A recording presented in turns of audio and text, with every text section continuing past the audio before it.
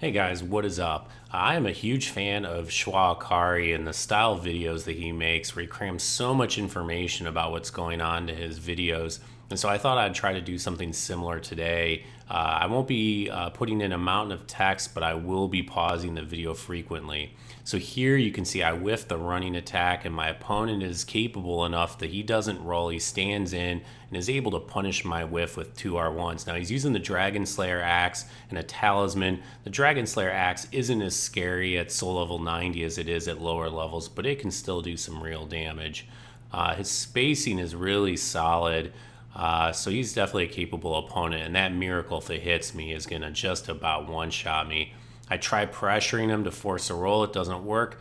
And there he goes for a third R1, even though I have my parry shield out, which was, I thought, kind of unusual.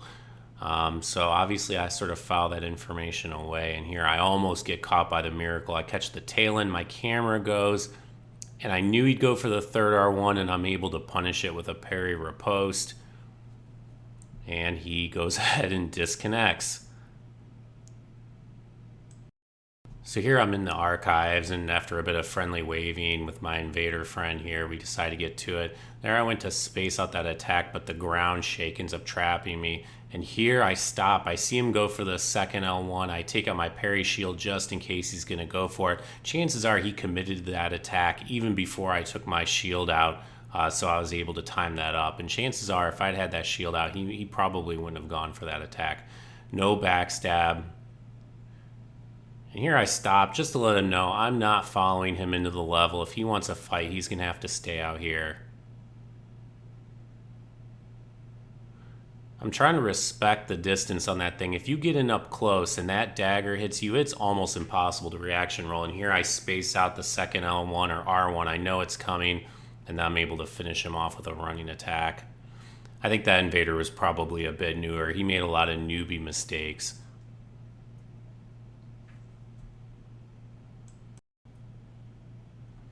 So I invade this guy, and I see right away that he's got a parry shield and a straight sword. So this is likely another invader who's running through. And as it turns out, he's doing a dried finger run. We invade him, I think, one other time. So I've got to respect him. Here I see him go for a poorly spaced running attack. If he rolls out here, he's going to be fine. But if he tries to attack, he's going to be in trouble. And he goes for the attack, so I'm able to get the backstab on him. Here I go to the straight sword. Now with these R2 punishes on wake up, you either have to wait for them to roll or you have to try to time it to hit them the moment their iframes end. The latter is very dangerous, so I recommend the former. Always wait for them to roll first. And there's the parry. And a lot of people will panic roll after they whiff a parry, and so I was able to get the punish, the roll catch. So here we are in the same player's world. I've invaded him again. You can see him trying to pressure me with the shield up. He does a couple of interesting things here that I want to talk about. Now, obviously, he's trying to hit me with the Undead Hunter Charms. I have no intention of healing unless he does. He uses jumping attacks really effectively here, and it's actually making me rethink my approach to jumping attacks. And there, I'm going for the kick. Even if you don't kick their shield, that puts the thought inside their head that they've got to be careful keeping their shield up. Here, coming out of hit stun, I know he's going to go for the parry, or I suspect it, so I'm going to try and go for the backstab. I was a little too slow about it. There's the jumping attack again. Katanas, incidentally, have really huge hitboxes on their jumping attacks. That's not what he's using. Here I know I'm going to get hit with the Undead Hunter Charm. I don't really care because, again, I don't intend to heal. I keep my shield up here so that I can keep good space and keep pressure on him. You don't always want to roll, nor do you always want to shield, but I think a good mix of shielding when you're up close, it helps to put hard decisions on your opponent here. Unfortunately, there I'm able to catch his jumping attack, and now I'm looking for the jumping attack, so its effectiveness is somewhat diminished. There I go to try to blindly backstab his whiffed running attack.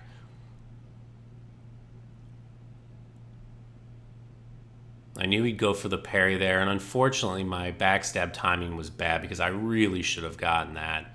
And here, finally, he decides to give in and heal because he realizes he's about to be beaten. So I decide I'm going to Estus at the same time rather than try to punish his heal. Again, I almost get the backstab. Here I'm going to look to see if he swings twice. He doesn't have as good a R1 discipline as he maybe should. He's a very good player, But if he had better R1 discipline, he'd be a lot better. And here I kind of stupidly try to go for the backstab. I should have just punished it straight away with 2 R1s. I'm still able to punish it with the 2 R1s. And here he's in hit stun. I decide I'm going to go for the kick because I don't think he's stupid enough to swing out a hit stun, which is what I would do to most people. I would try to parry this. But if I kick, if he runs at me, if he puts his shield up, if he rolls, I'm safe with a kick. So let's see what he does. I don't think he's going to swing. Sure enough, he does try to swing, and that's very dangerous. So there's another sign that maybe he's still got a bit of growing to do as an invader. But it could just be a mix-up, too. You don't want to do the same thing all the time. Swinging out a hit stun on an occasion is probably smart, especially if you've shown that you don't do that typically. Good pressure there from my opponent. I haven't gone for any parries, so he's smart to attack more frequently. And now here, really for the first time, he's got me on the ropes a little bit. And I'm really enjoying this fight, so I decide to back off and let him deal with the Thrall, and at the same time, I'm going to swap out the Obscuring Ring to the Night Slayer Ring. Kick again. Here I see him go two-hand his weapon. I'm able to space out his attack, and I'm going to get 2 R1s as a result. Anytime you see him two-hand their weapon, you know they're going for the weapon art. And there he goes for a common pattern, which is the weapon art R2 into weapon art R1.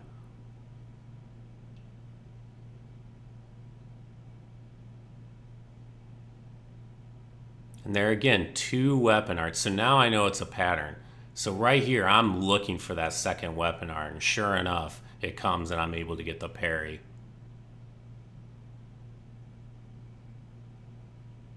Go for the R2 wake up.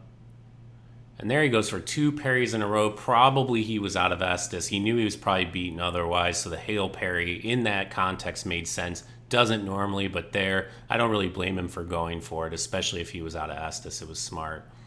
So here with this situation, this is a gank squad that I'd been tracking for quite some time. I probably had 5 or 6 invasions against these guys. I only beat them once or twice. So 4v1 at this point, which is really tough, especially when you've got opponents with large hyper armor weapons. And here I'm not expecting the guard break, and unfortunately I'd already committed to rolling out here because of the opposition attacks. And here I get hit through the PvE, which is really frustrating. And so now I'm in a bit of a bad spot. Sensing blood, they run in after me, and I'm able to get the backstab. Now, I really should be switching to throwing knives here. That's not a habit I'm in, and that's something I should really change. And because he's fat rolling, it throws off my roll catch timing. I go for the backstab. I thought for sure I would get the grab there. I whiff it, and unfortunately, as a result, they all pile on, and I end up in stunlock hell and dead. So here's another invasion in the archives. I finally just found the party, and it looks like it's a 2v1. So I see this guy's got a greatsword, and one of the first things that I want to do is try to assess his R1 discipline, because I'm already thinking about a setup parry. But he seems to have good R1 discipline, so I don't think I'm going to be getting a setup parry on this guy. So I'm going to have to try and space out that greatsword, because otherwise he's just going to hyper armor through my R1. And here, I'm wondering, is he going to go for a rolling attack, or it could be a bait? He seems like a capable opponent, so I decide not to go for the parry. This guy, on the other hand, falls immediately victim. The Farron Greatsword, too many people are tempted by that third L1, and you can see his buddy there recognize the mistake that he made. It's always nice when your opponents kind of give it up to you after a well-fought battle. So here we are, partway through another invasion. This is the same gank squad from earlier. I'm trying to keep pressure on them while they chase me down, so I'm able to get a roll backstab there, but as I'm turning my camera, unfortunately, I get caught. And you can see I'm joined by another invader. This is the same guy that joins me in like every one of these invasions. He and I have been invading in the same spot for a few hours. Here I come up, I catch my breath, and I see the other invader. He's down at the bottom, so now we've kind of got the squad pinned in this room, which actually isn't a bad spot to be in. There's no PvE, but they really can't move in either direction, and hopefully he's keeping them busy while I'm keeping the other group busy on this side. I see this guy move in. I want to go for the roll backstab, but my rolling is poorly timed and poorly spaced, and so I'm not able to do it. Unfortunately, it seems that the other invader isn't doing as good a job at keeping his side busy. Now, he's in a worse spot. He's at the bottom of the stairs, which he's not nearly as well positioned as I am. But here, finally, I'm able to get the right spacing. I'm able to get the roll BS. I come over here and go for the wake-up punish, but that's all I can do because the other Phantom is on roller skates. And especially with that weapon, I do not want to get caught by the weapon art when I can't even see it animate. And there I moved in an attempt to try to give some cover to the other invader. This host keeps spamming that weapon art, which is really annoying. And watch this. Host rolls twice, and then he does the rolling attack. And this is sometimes a common pattern that you'll see where people know that they can get parried on the rolling attack, so they mix it up. And here I know for a fact he's going to go for the roll catch timing. And I think about parrying the roll catch, but I don't. Instead go for a setup parry. Nobody there. I get crushed. But I know that this host now likes to roll twice and do rolling attacks, so I'm going to keep an eye on him and see if that's a pattern. And unfortunately, at the time, I didn't notice that I got hit with an Undead Hunter charm. So I have no idea that I'm even Undead Hunter charmed right now, and I get smacked from behind. And then like a noob, I try to heal while I'm under the influence of the Undead Hunter charm. And so now I'm going to make a race for this back area here. The curse hands will build curse on you, but I don't think it builds as quickly as it builds on the host and his phantoms. This is a good place for me to go hide when I take the divine blessing. So there I pick up the other invader, kind of know where he is, and I see the host roll in once. He rolls a second time, and I know he's going to go for the rolling attack. And if I'd had more space with the other phantoms, I would have switched to the rapier and maybe finished him off. Now I'm going to go try to chase him down, and unfortunately I can't get to him before he heals. I see the other Phantom on my left, but I don't have a good read on where he is in the attack animation, so I'm forced to panic roll, which is really unfortunate. And I know Skitter actually mentioned something in one of his videos, and I just don't know that there's much you can do in those situations. I mean, when you have a good look at them, maybe you can try to get a better read and only reaction roll, but your brain can only deal with so much information at once. And I think it's just an unfortunate thing that when you're facing this many opponents, you're going to have to panic roll at times. And there I see the other invader is dead, and now I got a 4v1 on my hands. And so I briefly contemplate sticking around down here, but I realize like there is no way in hell. And I go for a poorly advised roll BS there. That was not smart with all four of them down here. So now I'm running for the hills. And a mistake I see people make sometimes is they come right down here at the bottom of the ladder and try to heal. Don't do that. You will get smashed by plunging attacks. In this case, it wouldn't have mattered because the party wasn't coming after me anyway. I debate going back in there because I can see that they're still wrestling with the PvE, but I know by the time I get down there, the PvE will be dead. And here I make a fatal mistake. What I really should have done was move down the road to the next area of PvE, but a bit of overconfidence here. I stick around and decide I'm going to try to fight these guys and fight them back toward the PvE. I should not have done this. I whiffed the roll BS, and that's it. Everyone piles on top of me, and there's just not much to be done about those sorts of situations. I mean, I'm not saying I couldn't have avoided it, but it's very difficult to avoid. Back in the archives, I'm waiting for this party to come in and start fighting through the level, and then there's Mr. Reddit again. So now I decide I'm going to go ahead and make my presence known and start throwing some bombs here and try and do some damage against these guys. I believe this is a 3v1 at this point that just turned into a 4v1. And of course, with the other invader, now it's a 4v2. And they're again going for the roll BS, but my rolls are bad. But at least I was aware enough to realize that my positioning was bad and not to attempt it. You can see like 4 rolls there where I went to position myself for a roll BS, but I realized I didn't have appropriate position. Here I had perfect position, but unfortunately the falling thunder or whatever that weapon art's called, I caught the tail end of the area of effect, and that prevented me from getting into position to get the roll BS.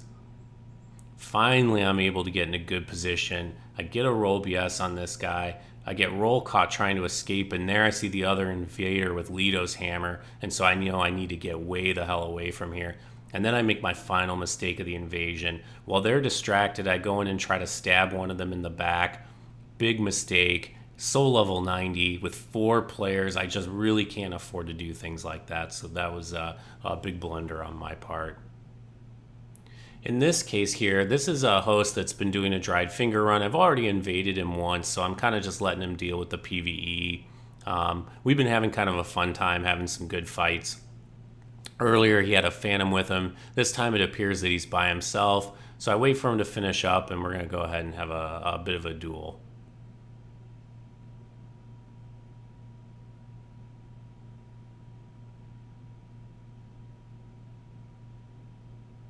It's kind of frustrating to me that when you use the weapon art on those axes, it strips off the buff. And there you can see I tried to space out the R2 so I would space out his R1, but I just barely messed up. And I'm not reaction rolling very well here.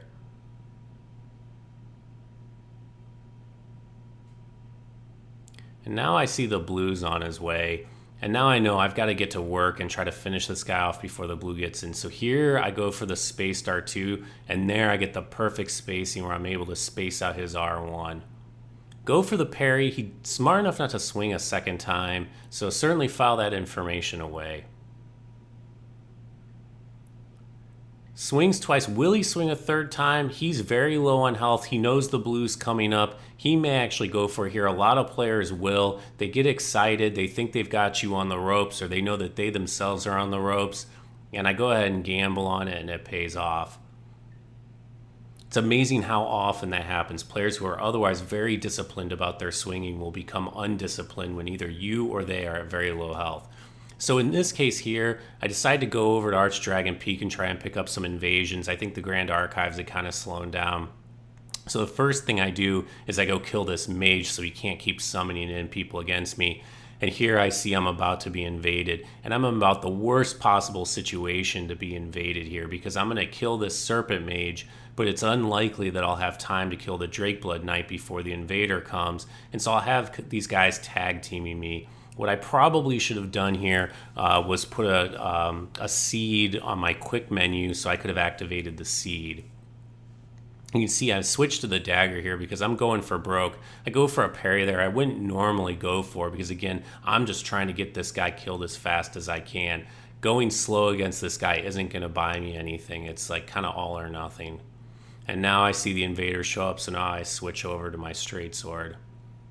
He does something kind of smart here. You can see he's running past me because he's assuming I'm probably going to try to parry him. So it's a smart move on his part, but as soon as I recognized what he was doing, I decided to go ahead and attack him. And then inexplicably, he decides to take off. I have no idea why he did that. It was so mysterious to me. I just kind of included that for comedy value, guys. Thanks for checking in. Bye now.